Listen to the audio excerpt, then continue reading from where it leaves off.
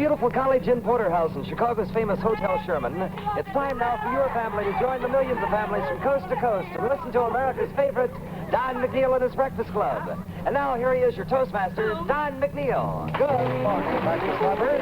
Good morning to ya. We woke up bright and early because of how we do. First call to breakfast for all of you out there.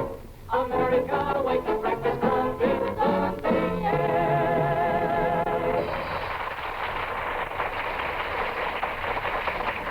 Well, sir, on this Thursday, you have to go to the Gulf Coast or the Rockies, parts of it, to find any rain today. The rest of the country is very, very lovely indeed. It is just about perfect weather to welcome teachers from all over the country conventioning here in Chicago. I think it's real nice that the teachers are able to convene here. But we have Knights of Columbus delegates here. We have 28 California and Arizona folks on a nationwide bus tour. We have music teachers, florists, salesmen, bankers, housewives, students, nurses, bookkeepers, all kinds of folks in towns for all kinds of reasons. I have a flower. What? I have a flower in my lapel. I noticed that. The florist left it for me yesterday when they left with a nice little card to Sam, a nosegay for his gay nose. Oh, Nice? Isn't that nice? Very nice. Very, very nice indeed, Sam. Not funny, but nice. No, not funny. But rather nice. Well, it's like those things that happen every day in school. I'm going to ask some of these teachers to recall the funniest incident that ever happened in their school. And I know there must be a lot of them.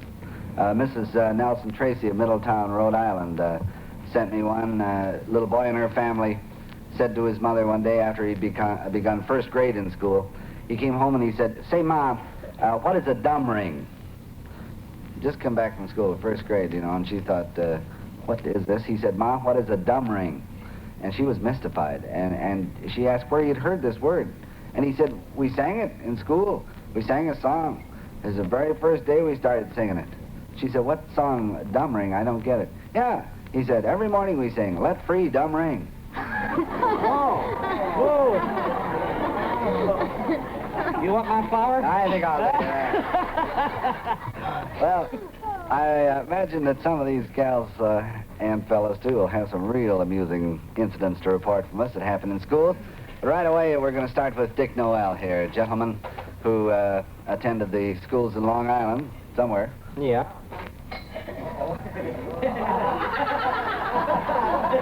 I started to say out in Huntington, Long Island, but I took the microphone apart.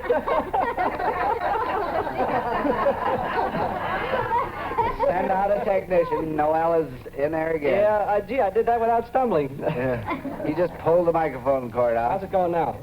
Hello, there we are. Yeah. I was saying, Don, Yeah. I went to Huntington High School, Huntington, Long Island, then I went to Lincoln Grade. No, I went to Lincoln Grade School first, then I went to... I really didn't get to school. Did you go to school in Cincinnati? No, I was out of school. I didn't live in Cincinnati till I was 22. 22. Mm-hmm. Last year. 2 years Well, ago. that's fine. There they go. Okay, Richard, what are you going to sing? Nickelodeon rag. All right. Alone. No.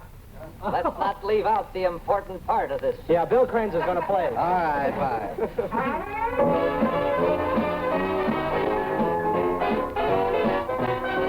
He plays an old Nickelodeon rag when things are starting to drag. They gather round him while he's pounding the keys. Oh, how they go for the old melodies. He plays that piano all night, fingers flying to the left and right. So if you happen this way, don't bother rapping, just walk in and say, a happy time is in the bag. When there's an old Nickelodeon rag, Nickelodeon rag.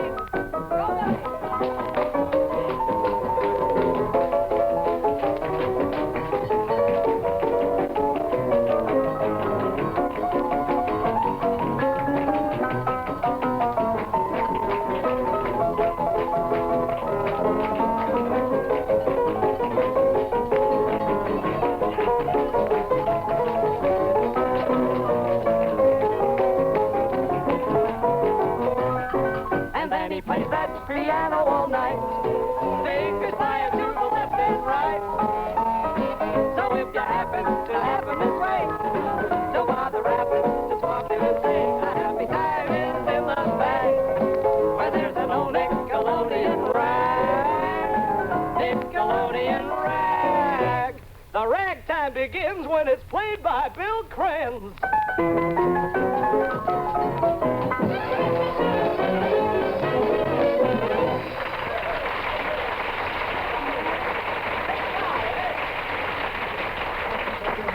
That was Bill Krenz, accompanied by Dick Noel and Eddie Valentine, and Nickelodean Rag. Lynn Vogel of Topeka, Kansas, please, ma'am. Sir. Please, sir, I beg your pardon. Lynn could be either one, couldn't it? But a Lynn by any other name would smell just as sweet, I'm sure. However, this happens to be a young fella. How old? 11. 11 years old, huh? What grade are you in? I'll be in 7th next year. Attaboy. You are going to enjoy 7th grade, no doubt. I hope so. How'd you enjoy 6th? Okay, glad to get rid of it. Glad you're rid of it. That's about what they all say, I guess. Do you ever see so many teachers in one place in your life? No. No. Except in our school auditorium. Oh, really? It's nice to see so many smiling teachers here, isn't it? No. No? No. One thing that I think teachers will agree with me on is the fact that young fellas about your age are always crazy about riddles. They're always bringing riddles in. And I understand you've got one, too. I understand from your car. What's your riddle? Well, which would you rather be? A tree, a waterfall, or a lollipop? Which would I rather be, a tree, A waterfall. waterfall, or a lollipop? What if I said a tree? Well, you'd be a sap. What if I said a waterfall? It'd be a big drip. I've got much of a chance. I know. I think I've reached a plateau. What if I said a lollipop? You'd be a big sucker. Yeah. I knew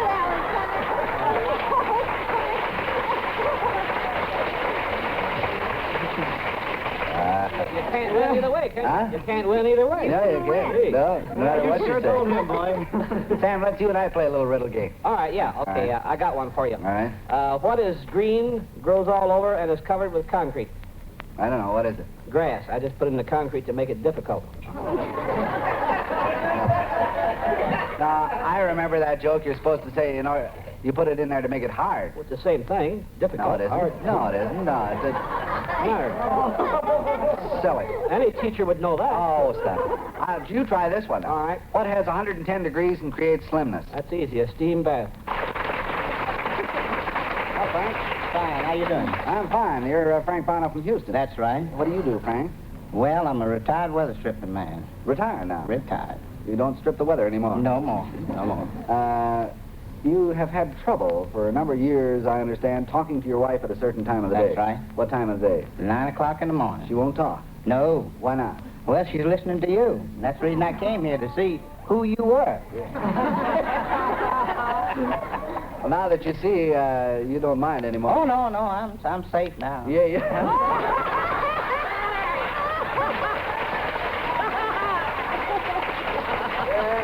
I think it's a good thing to do, to take a look at it. Once you see him, why, you know, there's nothing to worry about. Oh, nothing to worry about. Nothing to worry about. Okay, boy. Go talk to your wife. Oh, gee. Hello, Mrs. Mooney. How are you, Don? I am fine. How are you? Oh, just grand. Say, I kind of got interested in this little story that you wrote on your card here about the time you and your husband took a trip to Maine. What happened there? Oh, we went up to see a friend of ours up there, and we thought we'd gone about far enough, you know, to get to her house. We couldn't find it. Yeah. So we pulled off the side of the road and decided we better just stay there overnight because it was so late, see? And we got up and changed seats. We had a little one-seated car. And we got up and changed seats in the middle of the night to be a little more comfortable. And got out and walked around the car. And the next morning when we woke up, here the car was sitting out on a little promontory, sticking out into the middle of a big quarry. And if we'd made one misstep, boy, we'd have had it. We went down about 60 or 70 feet right off right there in front of the car and on either side. And we had a harder time getting that car out of there than we did getting in. And I bet you just really mopped your brow in the Oh, morning. we sure did. And where we were going was only 8 miles away. Wow, but you almost made it straight down. Yes, Yeah, I well, did. thank you. I'm glad you did. I'm glad you're here. 13:30, Chicago time. Now, let's have a little song by Geraldine. Yes, sir. This cute little gal's going to sing what for us? Someone to watch over me.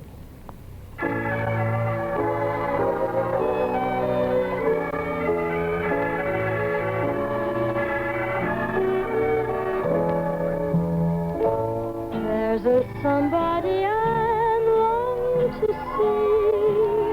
I hope that he turns out to be someone who'll watch over me.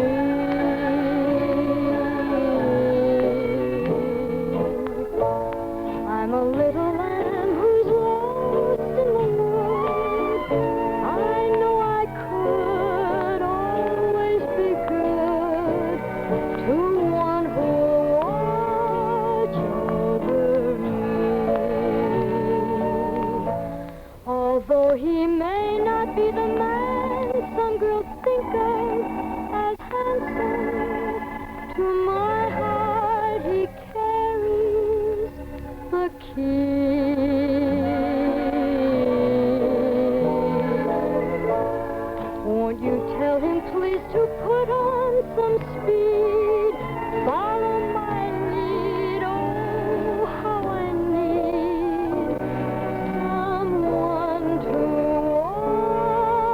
watch over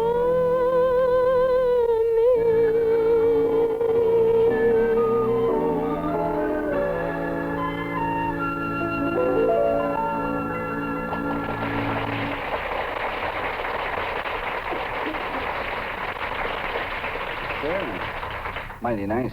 Beautifully done. Someone to watch over me. I don't know whether you saw this in Reader's Digest or not, you teachers. I think you might get a kick out of it. I did, at least. It was a Lafayette College professor's explanation of why undergraduates were compelled to take so many English courses. He said the reason is in order to teach them a language other than their own. Pretty cute, isn't it? Pretty cute. All right, now comes our moment of silent prayer. Each in his own words, each in his own way. For a world united in peace, let us bow our heads and pray.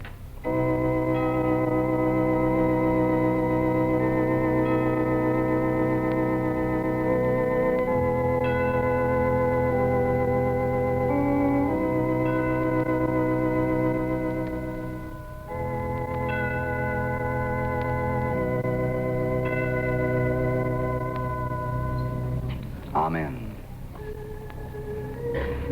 Memory time around the breakfast table. These are words that an ancient writer used, but if you translate them into your own particular sphere of activity, they're just as good today. I sleep, I drink, and I eat. I read, I meditate. I walk in my neighbor's pleasant fields and see all the varieties of natural beauty. And he who hath so many forms of joy must needs be very much in love with sorrow and peevishness, who loseth all these pleasures and chooseth to sit upon his little handful of thorns.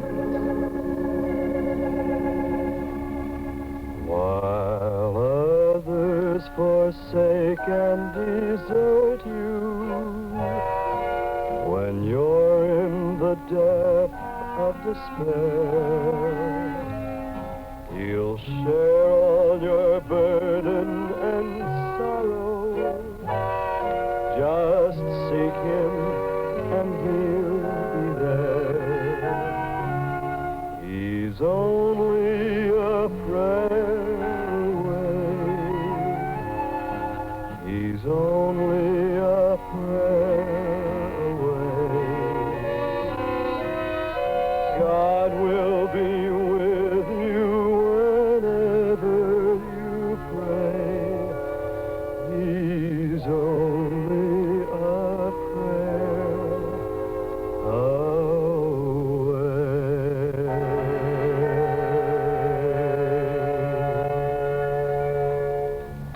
Thank you, Dick. Mary Doherty is a teacher from Boston, Massachusetts I'd like to talk to. There she is. Mary, as a matter of fact, found out that college educations do not come cheaper by the half dozen. Is that right? That's right. What do you mean by that? Well, we have a half a dozen children to put through college someday. You and your husband have a half a dozen That's children. right. So what did you do after the sixth arrived, Mary? Well, I went back to college. I got my degree. And now I'm teaching so that someday they can go. Isn't that wonderful? You actually went back to school after your sixth one had been lost. That's right. I went to Boston University. I went nights and Saturdays, and in the summertime I took morning classes. I think that's a real fine thing, don't you? Real fine. Mary, what are you teaching now? I teach science in the junior high school. Do you? Huh? Mary, we read so much about a shortage of teachers, a shortage of classrooms. What do you think about that? Oh, there is. I know a lot of married women who are going back to school to do just what I did. Because they want better teachers for their children than they see them getting now. And they're going back to work. Do you think the fact that the teachers are low in the wage scale as compared with a lot of other, I shouldn't say industries, but a lot of other occupations, has anything to do with the lack of teachers? Oh, it has a lot to do with it. It's not all of it. After all, you know, we have a good cartoonist in Boston. And he drew one day. It showed a picture of first teacher. She was afraid of the principal. The principal was afraid of the superintendent. Superintendent was afraid of the school board. Schoolboy was afraid of the parent. Parent was afraid of the child. Child was afraid of no one. I see what you mean. Thank you very much.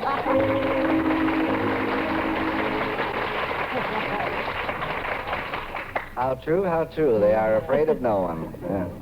Interesting-looking lady. Would you stand up, please?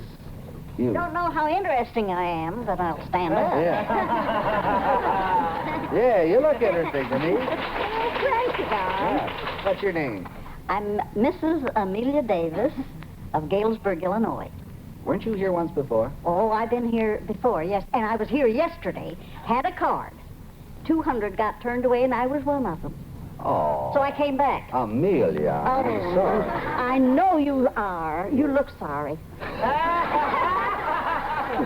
Yeah, I was sorry like a mess. Well, we're two sorry-looking ones. Yeah. Well, I'm sorry that you did. We did have an unusually big crowd yesterday. Yeah, Today I it's was a just- big one, too. No, I'm not saying that. Oh, But today it's just right. We're just filling the place just nicely. What do you do, Amelia? I'm retired. I see. Widow. Uh-huh. Well, you said that with a kind of a twinkle. You mean you're still looking, is that it? Oh, no. Oh. Nobody wants me. Is that right? Have you asked? No. Oh. Don, I'd like to tell you something. Yeah. I'm an old lady. I'm 70 years old. But I'll tell you one thing. What are you laughing at? Huh? Because I'm 70? No, because you said... All right. Yeah. Well, I'll tell you. Even though I am an old lady at 70, I have sung in my church choir for 55 years. And I defy anybody here to tell me whether they have done the same. Isn't that wonderful? I think so. You know, I think that is true. You know, I sang in my church choir for 3 years until they found out it wasn't the organ who was on the bum after all. Well, I don't know anything about that, but I have been a soloist in my church choir for 55 years. And another thing, on my local station, 2 weeks ago, on Sunday morning at 9, from 9 to 9:15, we have a Swedish program. And the pastor who gave that talk in the morning is 85 years old, or 84 possibly. And so we were a pair of old ones, you know. And, well, we were. All right. And I sang 2 Swedish hymns on that program. Is that so? I have been on the radio before. Well, good for you. I could tell you had unused talent. Oh, I know, Don. You and I are a good pair. Yes, sir. They'll never keep you out of here again. I'll tell you that, Amelia. All right. Now, if I come back here next year, Yes. and I have a card or don't have a card, I'm going to say, Don said I would never be Kept out of here again. Yeah, let me in, you say. Let me and in. they'll let you in. Oh, thank you. Yes. Hey, how about Aunt Fanny? Is she here? No, not this morning. Oh, dear. Yeah, we'll come back again tomorrow. Oh, I can't. I have to go home. Oh, tonight. come on, I'm stay going over. home tonight. Oh, come on. Oh, say. Yeah. Oh. Why don't you stay over? I can't. You can? We'll come back again I've got sometime. folks from Houston, Texas that are going home with me. Oh, is that so? Mhm. Yeah. It was awfully nice to see you. Well, thank you, honey child. Thank you. Wonderful to see you. Yeah, we're doing our marching here in the Porterhouse room. Why don't you do it at home and join us, huh? Come on, everybody, march.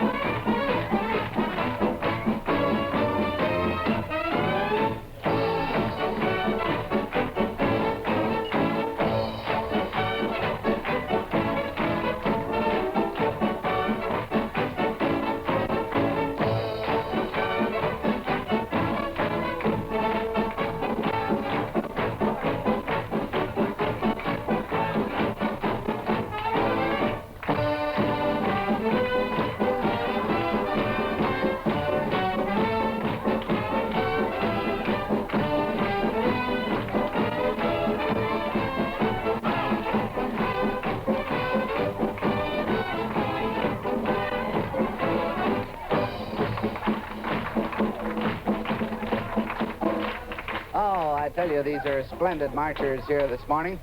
Let me talk to this young fellow who led the march here today. stand up here, sonny boy. I noticed how straight he marched. What's your name? Edward Rich. Where you from, Everett? Toledo. Toledo, Ohio? What does your mommy do? Teach. I thought so. You march so straight, I just said to myself, I bet his mother's a teacher. And I'll bet she said to you, now, what's your first name, Everett? I bet she said, Everett, stand up straight. Has she ever said that? Everett. Really? You just stood up straight by yourself like that? You're such a straight ramrod of a marcher. What are you going to be when you grow up, Everett? A policeman. A policeman. What gave you that idea? Why do you want to be a policeman? Because What do they do? Huh? protect people. They what? Protect people. Oh, protect people. Well, that's a new version of it, and I think that's wonderful. That's wonderful. Nice way to put it. What's your daddy do? Goes to work. Goes to work. Well, my sons could never say that. Good to talk to you, Everett, old boy. You're a fine figure of a young fellow, I'll tell you that. Straight as an arrow. Goes to work, huh? The guy's in a rut. All right, let's get to Geraldine now. Yeah, that's a nice polka dot thing you're wearing there, Gerald. Thank you. It's a little hanky material, like, very light. Little what? It's hanky material is what they call it. Silk. Very sheer silk. Hanky. Hanky. Oh, like a handkerchief? Material. Mm-hmm. Oh, well. Oh, well. No. No, Dick. It's just the same kind of material there. Oh, I see. Excuse me. Yeah. We don't use it as such. Yes, if you don't mind. All right. What are you going to sing, Gerald? I may be wrong.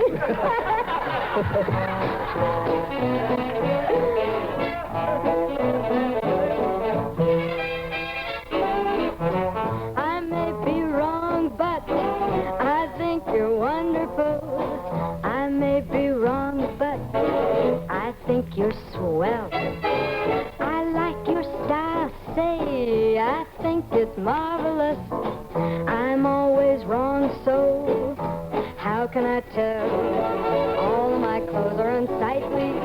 All of my hats are a crime. If you're in you, I pick rightly. It's the very first time you came along, say, I think you're wonderful. I think you're grand, but I may be wrong. Deuces to me are all aces. Life is to me just a sham. Faces are all open spaces, just so you don't look like Sam. You came along, say, I think you're wonderful. I think you're grand, but I may be wrong.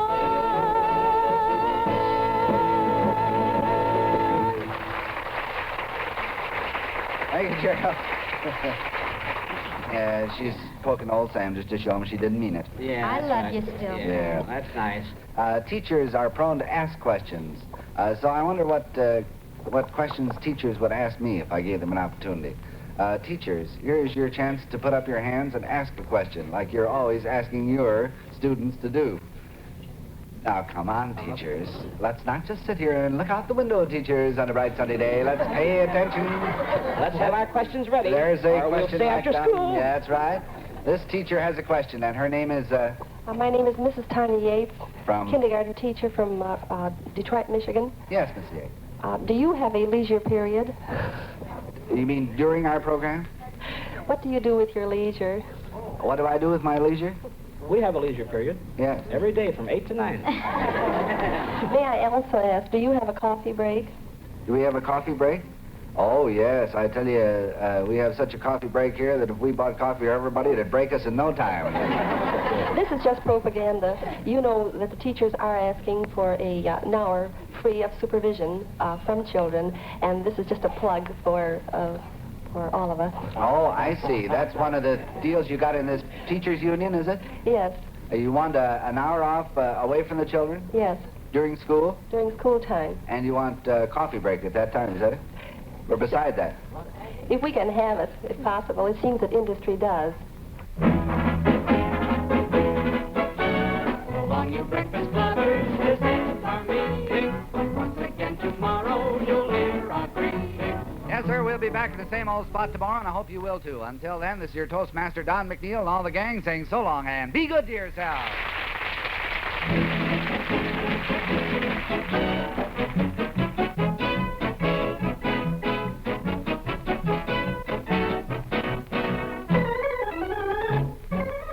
Don McNeill's Breakfast Club has come to you through the worldwide facilities of the United States Armed Forces Radio and Television Service.